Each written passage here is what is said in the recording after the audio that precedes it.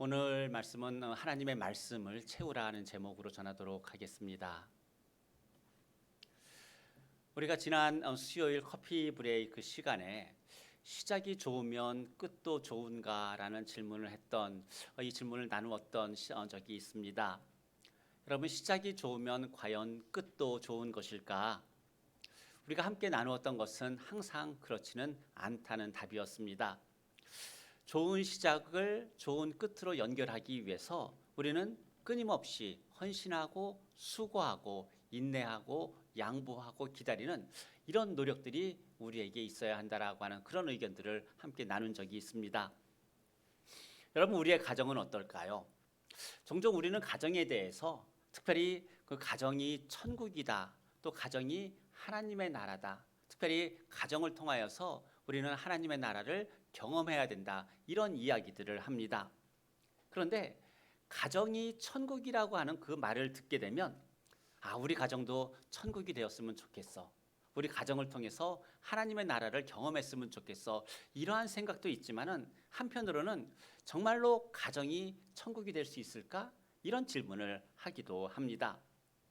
여러분은 어떻게 생각하십니까? 우리의 가정, 우리의 교회, 우리의 모든 관계가 정말 하나님의 나라 천국이 과연 될 수 있을까? 성경에서는 그 답을 이렇게 이야기하고 있습니다. 가정뿐만 아니라 우리가 살아가는 모든 관계 가운데 우리는 하나님의 나라를 경험을 할 수가 있고 천국 백성으로 살아갈 수 있다. 성경은 그렇게 말씀을 합니다. 그렇다면 천국이라고 하는 의미는 무엇일까요? 하나님의 나라라고 하는 그 의미는 과연 무엇일까?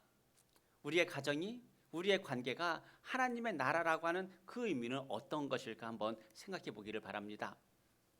찬송가 중에 내 영혼이 은총 입어라고 하는 찬송가가 있습니다. 그 가사를 보게 되면 내 모든 죄 사함 받고 주 예수와 동행하면 그 어디나 하늘나라. 여러분, 우리 그렇게 찬양하지 않습니까?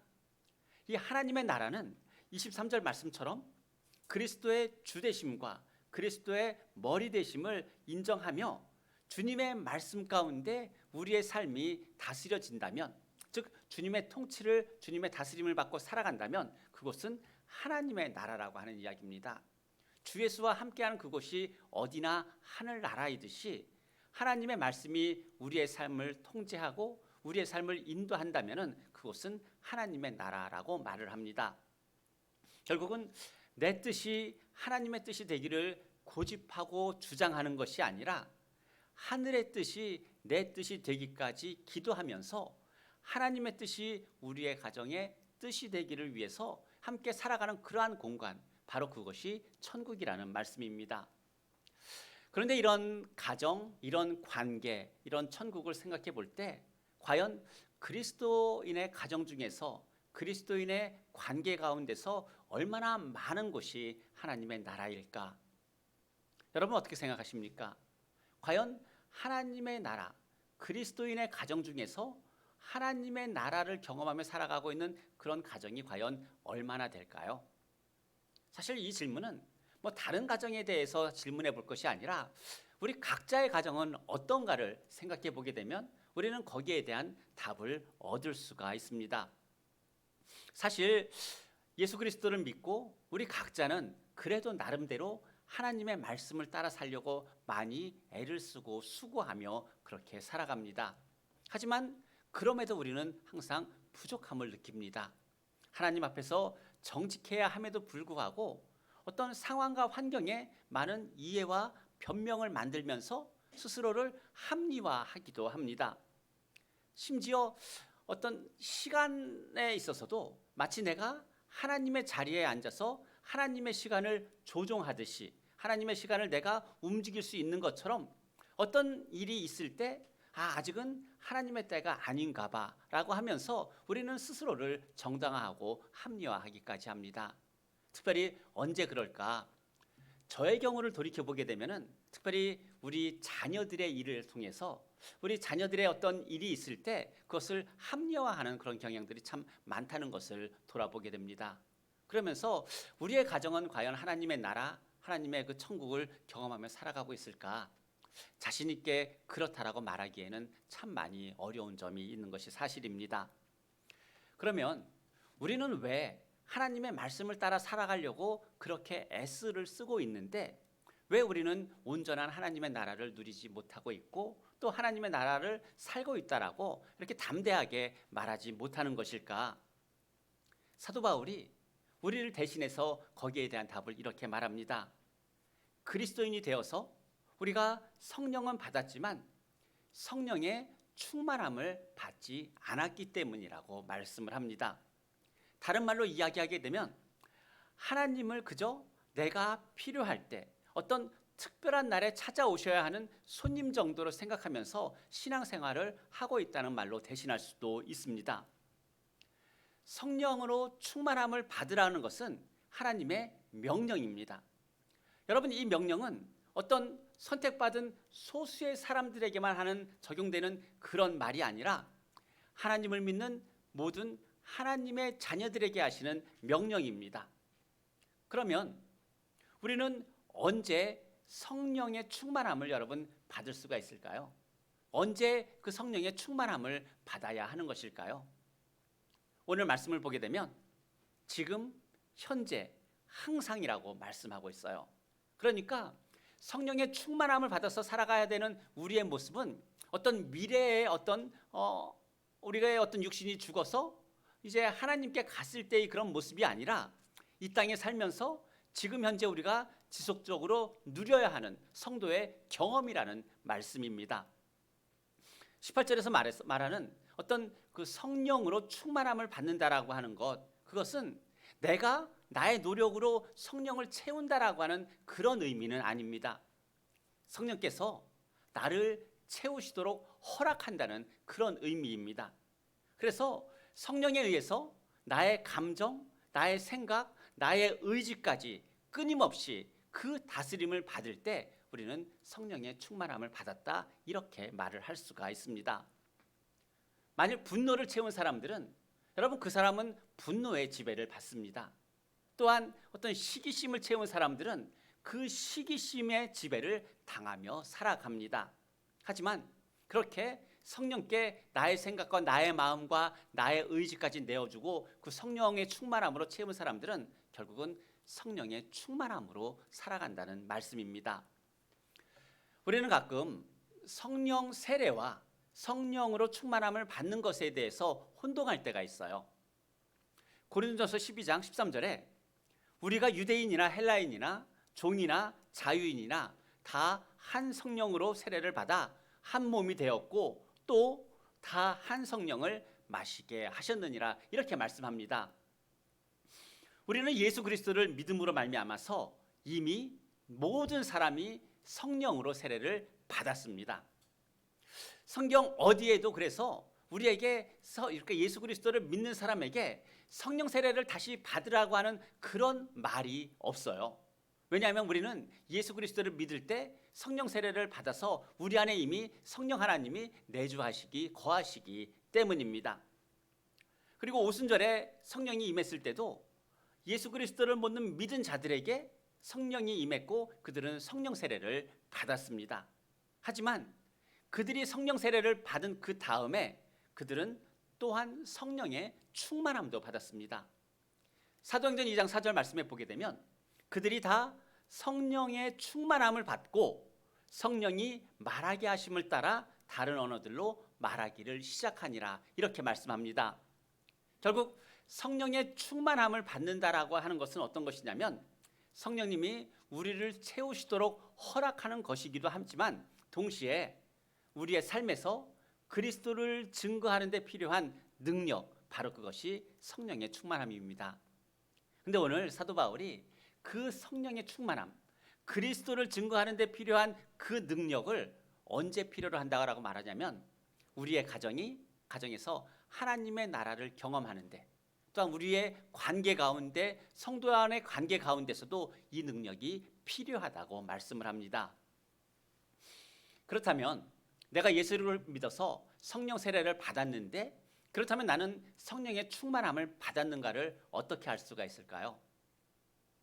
여러분은 어떻게 내가 성령의 충만함을 받았는지 안 받았는지를 알 수 있습니까? 오늘 말씀에서 사도 바울은 세 가지로 그것을 이야기를 합니다. 19절 말씀에서 시와 찬송과 신령한 노래들로 서로 화답하며 너희의 마음으로 주께 노래하며 찬송하며. 성령으로 충만함을 받은 첫 번째 증거는 뭐냐면 하나님으로 말미암아 기뻐하고 즐거워하는 것입니다. 그래서 내가 하나님으로 말미암아 정말 기뻐하고 즐거워한다면 그것이 성령으로 충만함을 받은 증거입니다.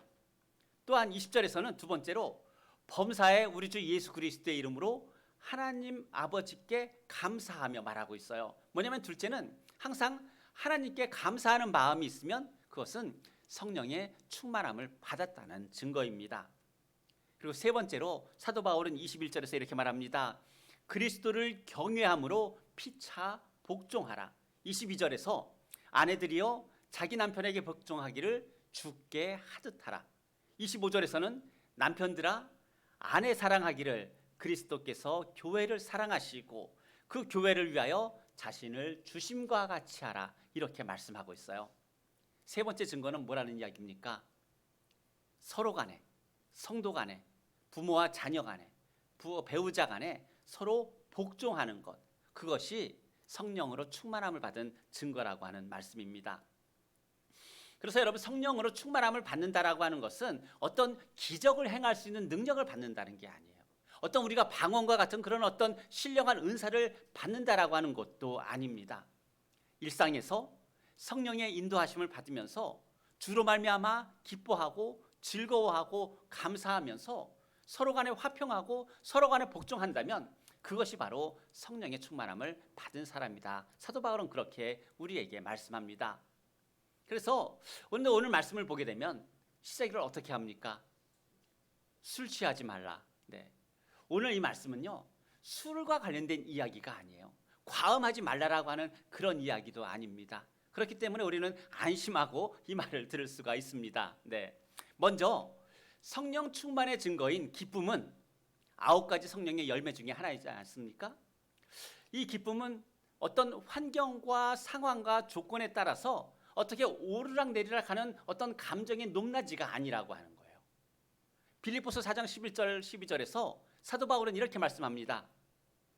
어떠한 형편이든지 나는 자족하기를 배웠노니 나는 비천에 처할 줄도 알고 풍부에 처할 줄도 알아. 모든 일 곧 배부름과 배고픔과 풍부와 궁핍에도 처할 줄 아는 일체의 비결을 배웠노라. 여러분, 이것이 성령의 충만함을 받은 모습입니다. 성령의 충만함을 받은 그 증거인 기쁨은 뭐냐면 마치 온도 조절기 같은 거예요. 날씨가 더우면 에어컨을 틀어서 온도를 낮추고 날씨가 추우면 온도를 높여서 따뜻하게 하는 것처럼 비천에 처할 줄도 알고 풍부에 처할 줄도 알고 내 주변의 상황과 환경의 그 온도에 따라서 나의 감정을 조절하는 것, 그것이 성령 충만함을 받은 성도의 기쁨이라고 하는 겁니다. 그래서 상황에 맞는 어떤 적절한 영적인 온도를 유지하는 것, 그것이 성령의 9가지 열매 중에 하나인 기쁨이 갖는 가장 큰 의미입니다.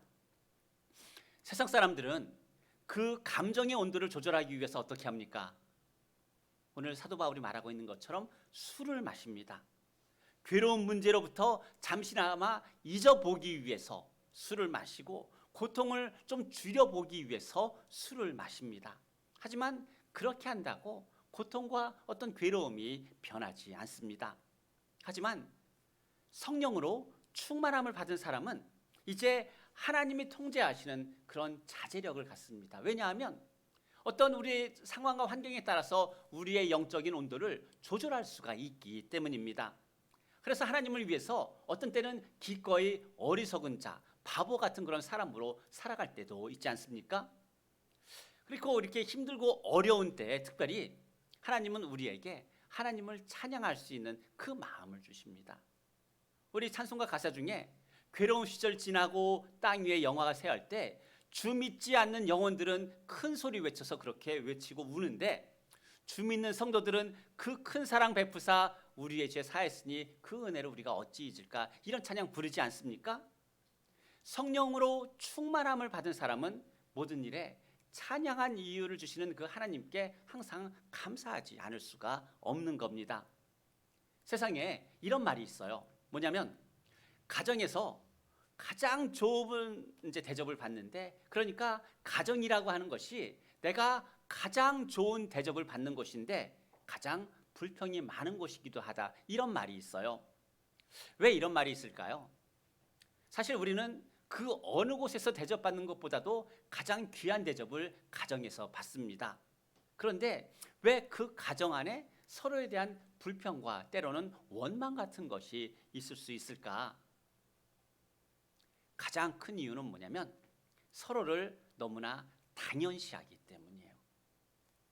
나는 아내이니까, 나는 남편이니까, 나는 부모니까, 나는 자녀니까, 그렇게 너무나 당연시하다 보니까 내가 받는 것에 대해서 감사하기보다 오히려 더 불평과 원망이 많아질 때도 있다는 말씀입니다.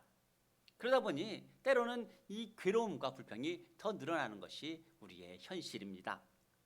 제가 여러분 아주 행복하게 사는 비결 하나 알려드릴까요? 네, 그 비결은 뭐냐면은 오늘 사도 바울이 말하고 있는 것처럼 항상 하나님께 감사하는 거예요. 찬양하면서 노래하면서 하나님께 감사하는 것, 그것이 주님 안에서 행복하게 살 수 있는 가장 큰 비결입니다. 우리는 대부분 어떤 특별한 경우에 특별한 것에 대해서 하나님께 감사를 합니다. 하지만 성도는 항상 모든 것에 감사하라고 명령을 받은 사람들입니다. 데살로니가전서 5장 18절 말씀에 보게 되면 범사에 감사하라, 이것이 그리스도 예수 안에서 너희를 향하신 하나님의 뜻이니라, 그렇게 말씀하지 않습니까? 그런데 항상 감사하는 것이 여러분 어떻게 가능할까요? 우리는 어떤 본질적으로 항상 기뻐하고 항상 감사하는 것이 너무나 불편한 그런 사람들입니다. 그런데 사도 바울은 어떻게 말합니까? 항상 감사하라고 그렇게 말씀을 합니다. 우리는 항상 감사하는 것이 불가능하지만 성령의 충만함을 받으면 우리는 그 상황과 환경에 따라서 우리의 영적인 온도를 조절할 수가 있고, 그로 말미암아서 여러분 하나님께 항상 감사할 수 있기 때문에 사도 바울은 우리에게 항상 감사하라고 이야기하고 있습니다. 내가 하는 것이 아니라 성령 하나님으로 말미암아 감사할 수 있도록 나를 내어주라라고 하는 말씀입니다. 그렇다면 항상 감사하기 위해서 어떻게 해야 될까요? 하나님께 항상 감사하기 위해서 과연 우리는 어떻게 해야 될까? 답은 너무나 쉽습니다. 하나님을 더 많이 생각하는 거예요. 하나님을 더 많이 생각하면서 하나님께서 베푸신 그 은혜들을 더 마음에 담는 겁니다. 왜냐하면 하나님은 우리에게 은혜를 주실 때 우리에게 감사할 수 있는 그 마음도 같이 주시기 때문입니다. 그래서 내가 하나님을 생각하면 생각할수록 우리는 감사하지 않을 수가 없는 겁니다. 이제 성령의 충만함을 받는 세 번째 증거, 그것은 그리스도를 경외함으로 피차 복종하는 것이다 말씀합니다.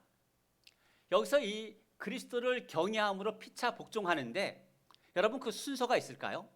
누가 먼저 하고 누가 나중에 해야 하는 그런 순서가 있을까요? 여러분 그 순서 없습니다. 하나님을 경외함으로 복종하는 데 있어서는 누가 먼저 해야 되고 누가 나중에 해야 하는 그런 순서가 없어요. 그런데 우리는 본질적으로 본성적으로 항상 내가 다른 사람보다 낫다라고 하는 그런 마음들이 있다 보니까 먼저 복종해야 되는데 먼저 복종하지 않습니다.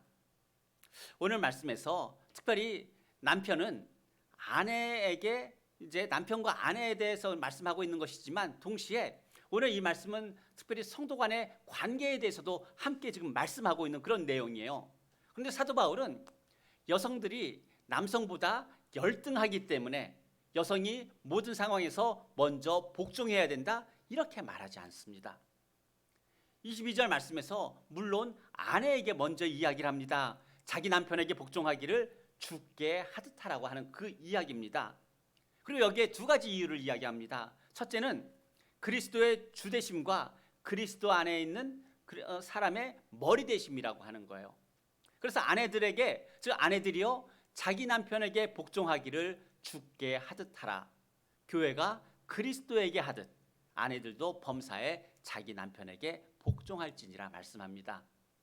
근데 여러분, 오늘 남편들에게는 어떻게 말씀합니까? 25절에서 이렇게 말씀합니다. 아내 사랑하기를 그리스도께서 교회를 사랑하시고 그 교회를 위하여 자신을 주심과 같이 하라. 어느 것이 좀 더 쉬울까요? 아내가 남편에게 복종하는 것이 쉬울까요? 남편이 아내 사랑하는 것이 쉬울까요? 주께 복종하듯이 남편에게 복종하는 것이 쉬울까요? 아니면은 교회를 위해서 생명을 주신 예수 그리스도처럼 자기의 생명을 주는 것이 여러분 더 쉽겠습니까? 당연히 주께 복종하듯이 남편에게 복종하는 것이 이제 그리스도께서 교회를 위하여 자기를 주심과 같이 사랑하는 것보다는 훨씬 쉽습니다. 근데 사도 바울이 왜 아내에게는 그렇게 이야기하지 않았을까요? 왜 아내에게는 남편에게 복종하는데 그리스도께서 교회를 위하여서 그렇게 자기를 주심같이 왜 그렇게 하라는 말을 하지 않을까요? 왜 남편들에게 오늘 25절 말씀부터 33절 말씀까지 모든 게 다 남편에 대한 그런 이야기입니다. 여러분, 왜 사도 바울은 이렇게 남편에 대해서 더 많은 말을 하고 있고 남편에게 더 힘든 일들을 요구하고 있는 것일까?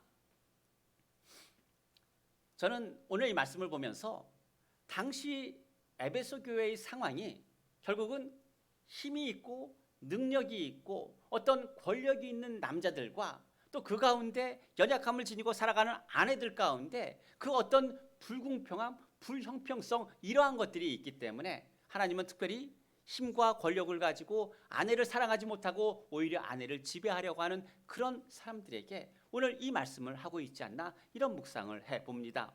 그러면서 만일 남편들이 그렇게 힘이 있는 사람들이 권력을 가진 그런 사람들이 이제 그리스도께서 교회를 위하여 자기를 주심같이 그렇게 사랑했다면 그렇다면 우리의 가정은 어땠을까? 우리의 이 세상은 어땠을까? 우리의 교회는 어땠을까? 잠깐 생각해 봤는데 예수님이 이 땅 가운데 다시 재림하지 않으셨을지는 몰라도 적어도 우리는 우리가 살아가는 모든 시간과 공간 안에서 하나님의 나라, 천국을 지금 경험하며 살고 있다라고 하는 거예요.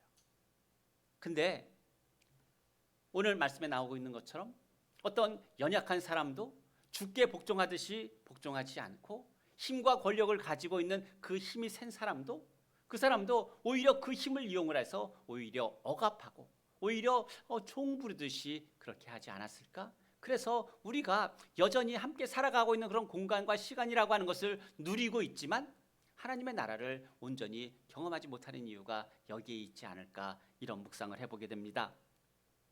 여러분, 대부분의 관계 가운데 특별히 성도 간의 관계 가운데서도 갈등이 여러분 언제 생길까요? 서로가 그리스도께 복종하지 않을 때, 서로가 하나님의 말씀에 시간을 내지 않을 때, 서로가 하나님의 뜻을 행하려고 노력하지 않을 때, 특히 누가 그럴까요? 힘 있는 사람, 영향력 있는 사람, 어떤 권력이 있는 사람, 능력 있는 사람, 이런 사람들이 오히려 연약한 사람들을 위해서 희생하지 않고 헌신하지 않을 때 결국은 갈등이 생깁니다. 여러분, 힘이 없으면 아무것도 할 수가 없어요. 그런데 오늘 사도 바울은 그 힘 있다라고 하는 남자들에게 지금 이 이야기를 하고 있는 겁니다. 요즘 시대는 좀 많이 변했겠죠. 요즘 시대는 가정에서도 때로는 아내가, 때로는 다른 사람이, 또 교회 안에서도 어떤 그 힘을 가진 사람들이 예전과는 같지 않을 겁니다. 그러나 스스로 더 성숙하고 스스로 더 인격적이라고 생각하고 스스로 더 믿음이 있다고 생각할수록 예수님이 말씀하신 것처럼 우리는 더 낮아짐의 자리로 나아가지 않으면 우리는 그 어떤 곳에서도 하나님의 나라를 경험할 수가 없습니다. 오늘 사도 바울이 28절에서 이렇게 이야기합니다. 자기 아내 사랑하기를 자기 자신과 같이 하라고 이야기하고 있어요. 그러면서 29절에서는 결국 그렇게 연약한 사람을 보호하는데 어떻게 하느냐? 그리스도께서 교회에게 함과 같이 그렇게 말하고 있으면서, 왜냐하면 그 이유를 한 몸이기 때문이다 말씀합니다. 결국 어떤 영적으로, 정서적으로, 인격적으로 더 성숙할수록 우리는 연약한 사람들을 위해서 더욱더 헌신해야 되는데, 그 이유는 오직 하나, 한 몸이고 한 지체이기 때문입니다. 오늘 사도 바울은 마지막으로 이렇게 권고합니다. 남편은 아내를 사랑하고 아내는 남편을 존경하라. 즉 힘 있고 권력 있고 능력 있고 신앙이 있고 믿음이 있다라고 하는 그런 사람들은 더욱더 사랑하고 사랑하는 그 일 가운데 나아가고, 이제 힘이 없고 연약한 사람일수록 그렇지만 그 가운데 함께 존경하는 마음으로 함께하라, 이렇게 말씀하고 있습니다. 왜냐하면 힘 있는 사람도 능력 있는 사람도 여러 가지 은사를 가진 사람도 또한 연약한 사람도 모두 하나님의 자녀이기 때문이고 예수 그리스도의 몸된 교회의 지체이기 때문입니다. 그러면 여러분, 성령으로 충만함을 받으려면 우리는 어떻게 해야 될까? 오늘 에베소서 말씀을 나누고 있지만은 골로새서 3장 16절 17절에서 똑같은 말씀을 합니다.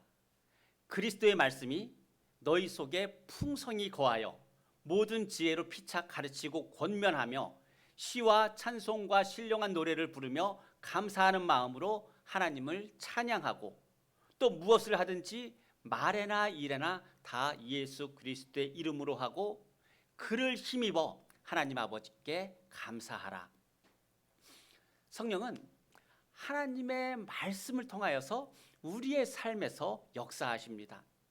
예수님께서 그 말씀을 통하여서 모든 교회를 깨끗하고 거룩하게 하신 것처럼 하나님의 말씀은 모든 성도들을 깨끗하게 하고 거룩하게 합니다.